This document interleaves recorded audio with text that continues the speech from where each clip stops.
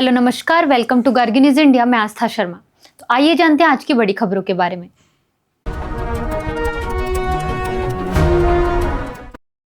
संयुक्त राष्ट्र सुरक्षा परिषद आज वेनेजुएला की स्थिति पर एक आपातकालीन बैठक करने जा रही है। यह बैठक ऐसे समय में हो रही है जब अमेरिका और वेनेजुएला के बीच राजनीतिक और कूटनीतिक तनाव लगातार बढ़ता जा रहा है। दिल्ली दंगों से जुड़े एक अहम मामले में सुप्रीम कोर्ट ऑफ इंडिया ने आरोपी उमर खालिद और शर्जील इमाम को जमानत देने से इनकार कर दिया है, जबकि इसी मामले में 5 सह आरोपियों को राहत प्रदान की गई है। अमेरिका के राष्ट्रपति डोनाल्ड ट्रंप ने कहा है कि प्रधानमंत्री नरेंद्र मोदी को यह पता था कि वह भारत द्वारा रूसी तेल की खरीद से खुश नहीं है। ट्रंप ने यह भी चेतावनी दी कि यदि जरूरत पड़ी तो अमेरिका भारत पर बहुत तेजी से टैरिफ बढ़ा सकता है। तेलंगाना की नेता के कविता ने घोषणा की है कि वह राज्य में अपनी नई राजनीतिक पार्टी बनाएंगे। उन्होंने यह बात भावुक होते हुए कही और बताया कि राज्य गठन के बाद आयोजित बथुकम्मा कार्यक्रम के दौरान BRAS के भीतर उन पर कई तरह की पाबंदियां लगाई गई। सुप्रीम कोर्ट ने दिल्ली दंगों के मामले में कहा कि मुकदमे में देरी को जमानत पाने का ट्रम्प कार्ड नहीं बनाया जा सकता। अदालत ने स्पष्ट किया कि व्यक्तिगत स्वतंत्रता का अधिकार पूर्ण नहीं है और UAPA जैसे विशेष कानूनों के तहत जमानत पर सख्त शर्तें लागू होती हैं।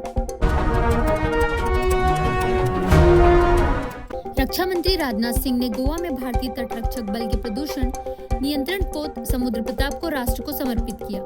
114.5 मीटर लंबा यह स्वदेशी पोत 22 नॉट से अधिक की गति और 6000 नॉटिकल मील की क्षमता के साथ समुद्री सुरक्षा को मजबूत करेगा।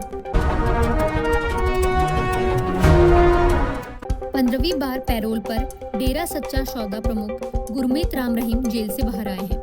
डेरा प्रवक्ता व अधिवक्ता जितेंद्र खुराना के अनुसार वह 40 दिनों की पैरोल अवधि के दौरान सिरसा स्थित डेरा में ही रहेंगे। भारत की सुप्रीम कोर्ट ऑफ इंडिया ने भूटान की शीर्ष अदालत के साथ कानून क्लर्कों के आदान प्रदान के एक समझौता ज्ञापन पर हस्ताक्षर किए हैं। इस समझौते की जानकारी जस्टिस सूर्यकांत ने दी। भारतीय वायुसेना की सूर्य किरण एरोबेटिक टीम 28 और 29 जनवरी को हैदराबाद के आसमान में अपने शानदार एरोबेटिक प्रदर्शन से लोगों को रोमांचित करेगी। इस दौरान टीम जटिल हवाई करतब और सटीक फॉर्मेशन उड़ान का प्रदर्शन करेगी। गणतंत्र दिवस 2026 की परेड और बीटिंग द रिट्रीट समारोह के लिए टिकटों की बिक्री शुरू हो गई है। इच्छुक लोग 14 जनवरी से पहले ऑनलाइन या ऑफलाइन माध्यम से टिकट बुक करा सकते हैं। वायुसेना प्रमुख ने कहा कि विमान निर्माताओं को भारतीय वायुसेना को तय समय पर विमान सौंपने होंगे, तभी परिचालन क्षमता मजबूत रह सकेगी। उन्होंने LCA तेजस के 25 वर्ष पूरे होने पर ADA को बधाई दी, जबकि DRDO प्रमुख ने स्वदेशी अत्याधुनिक तकनीक विकसित करने पर जोर दिया।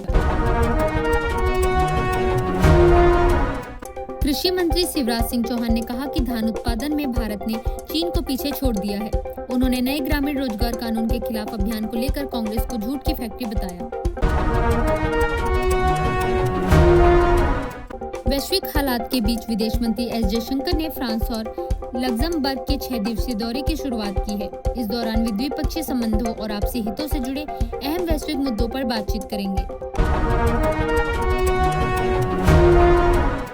भारतीय सेना प्रमुख जनरल द्विवेदी 2 दिवसीय दौरे पर संयुक्त अरब अमीरात पहुंचे हैं। इस दौरान वह UAE के शीर्ष सैन्य अधिकारियों के साथ रक्षा सहयोग और सुरक्षा से जुड़े अहम मुद्दों पर बातचीत करेंगे। CBDT प्रमुख रवि अग्रवाल ने कर अधिकारियों से 1 अप्रैल से लागू होने वाले नए आयकर अधिनियम के लिए पूरी तैयारी करने को कहा है। उन्होंने प्रशिक्षण, स्पष्ट दिशा निर्देश और तकनीकी तत्परता पर विशेष जोर दिया। नागरिक उड्डयन मंत्री राममोहन नायडू ने कहा कि बढ़ते हवाई यात्री ट्रैफिक को देखते हुए केंद्र सरकार बड़े शहरों में 1 से अधिक हवाई अड्डों की अनुमति देगी। उन्होंने उम्मीद जताई कि भोगापुरम का अल्लूरी सीताराम राजू अंतर्राष्ट्रीय हवाई अड्डा आंध्र प्रदेश में व्यापार, निर्यात और पर्यटन को बढ़ावा देंगे। भारतीय महिला हॉकी टीम की कप्तान सविता पुनिया ने कहा कि उनका लक्ष्य एशियाई खेलों में स्वर्ण जीतकर सीधे लॉस एंजलिस ओलंपिक के लिए क्वालिफाई करना है। उन्होंने बताया कि फिलहाल उनका पूरा ध्यान जापान के आईची और नगोया में होने वाले एशियाई खेलों पर है। पाकिस्तान और चीन ने अफगानिस्तान आधारित आतंकी संगठनों के खिलाफ दृश्यमान और सत्यापन योग्य कदम उठाने की मांग की है। चीन ने आतंकवाद रोधी उपायों और CPEC से जुड़े चीनी परियोजनाओं व नागरिकों की सुरक्षा के लिए पाकिस्तान की सराहना की। BMC चुनावों के बीच JD ने अपनी शिकायत वापस ले ली है, जबकि पूर्व सांसद राठौर ने विधानसभा अध्यक्ष राहुल नार्वेकर के खिलाफ लड़ाई जारी रखने का फैसला किया है। विपक्षी दलों ने नार्वेकर पर आचार संहिता उल्लंघन, नामांकन प्रक्रिया में हस्तक्षेप और CCTV फुटेज से छेड़छाड़ के आरोप लगाए हैं। SBI भारत इजराइल के बीच रुपए में व्यापार को बढ़ावा देने की दिशा में कदम उठा रहा है। तेल अवीव शाखा के जरिए इजराइल में काम कर रहे 40,000 से अधिक भारतीय कामगारों के लिए NRI खाते खोलकर रेमिटेंस आसान की जाएगी। दिल्ली के उपराज्यपाल VK सक्सेना ने कहा कि दिल्ली सरकार जन कल्याण के लिए काम कर रही है, लेकिन प्रशासनिक जड़ता एक बड़ी चुनौती बनी हुई है। उन्होंने स्वास्थ्य, शिक्षा, बुनियादी ढांचे और पर्यावरण पुनर्स्थापन में किए जा रहे निवेश को सरकार की प्राथमिकता बताया है। केंद्रीय मंत्री मनोहर लाल खट्टर ने ऊर्जा दक्षता को कार्यक्रमों के बेहतर क्रियान्वयन के लिए आंध्र प्रदेश की सराहना की। उन्होंने कहा कि जलवायु परिवर्तन से निपटने के लिए जन भागीदारी के साथ समन्वित प्रयास बेहद जरूरी है। मुख्यमंत्री योगी आदित्यनाथ ने कहा कि पूर्व मुख्यमंत्री कल्याण सिंह का कार्यकाल उत्तर प्रदेश में राष्ट्रवादी मिशन को आगे बढ़ाने के लिए याद किया जाएगा। उन्होंने बाबूजी को श्रद्धांजलि देते हुए कहा कि कठिन दौर में उन्होंने जनता का विश्वास बहाल किया और प्रदेश को स्थिरता दी।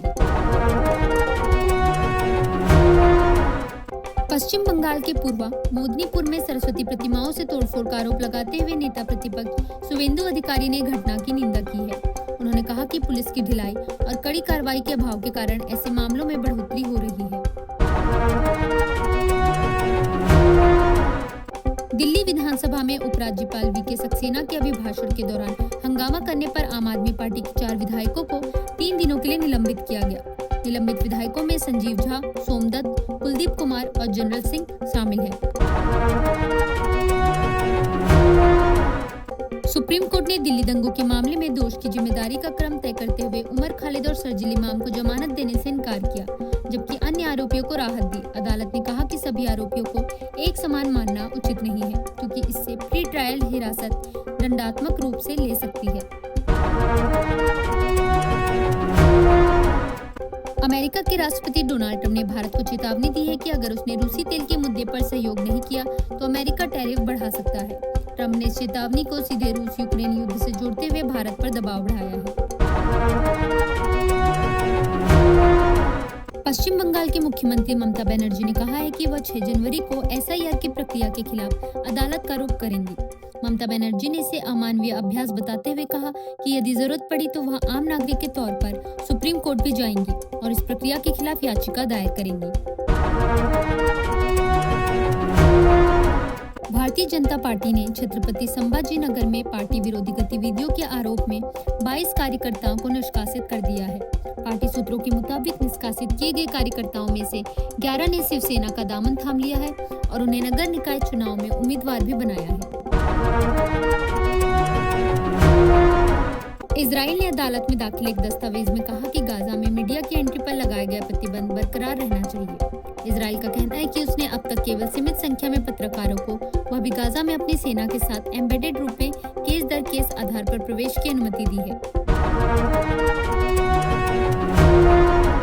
ओलंपिक चैंपियन भाला फेंक खिलाड़ी नीरज चोपड़ा ने JSW स्पोर्ट्स के साथ अपनी साझेदारी समाप्त कर दी है और अब अपना नया वेंचर वेल्थ स्पोर्ट्स शुरू करने का फैसला किया है।